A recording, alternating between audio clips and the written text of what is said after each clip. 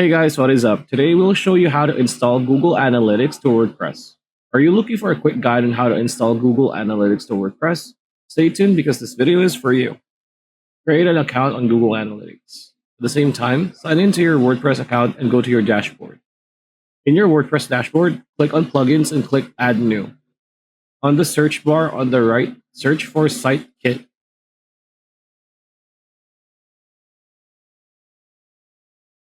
The very first result, SiteKit by Google Analytics, is the one you want. Click on Install Now.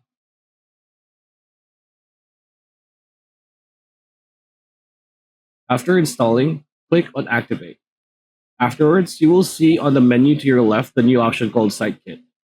Clicking on it will bring you to a new page where you'll need to sign in with your Google Analytics account.